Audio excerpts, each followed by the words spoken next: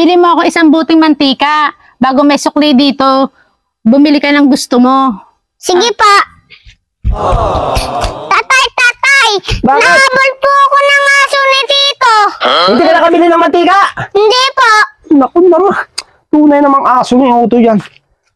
Hayaan mo at aking sasabihan. Kanya na. Oh, ikaw ang bumili ng mantika. At si Utoy takot. Hinahabol ng aso ng kanyang tito.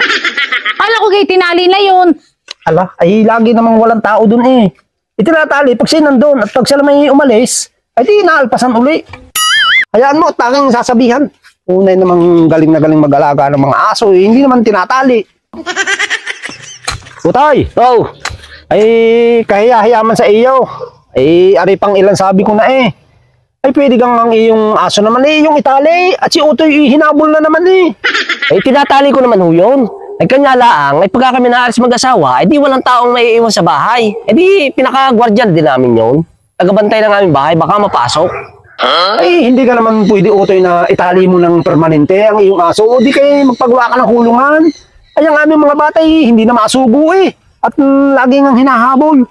Yun ang mga aking asong yun eh, kung sa manok eh, putak lang, putak. Pero wala pa yung nakakagat. Kaya lang, baka ang inyong anak eh, tatakbo, kaya hinahabol.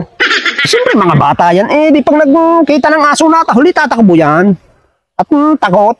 Hindi mo ka alam Utoy na ang pag-aalaga ng aso ay may kakaibat na responsibilidad.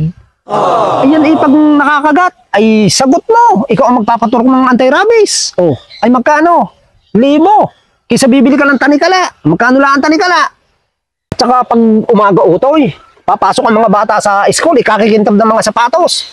Ay, ang nagkalat, ang dumi ng iyong aso diyan sa daan eh. Ay, pag siyang nayapakan dyan, ay naku, ay di kayo babalik at uuwi sa bahay. Naku, makakainit ng ulo, pagkagaya.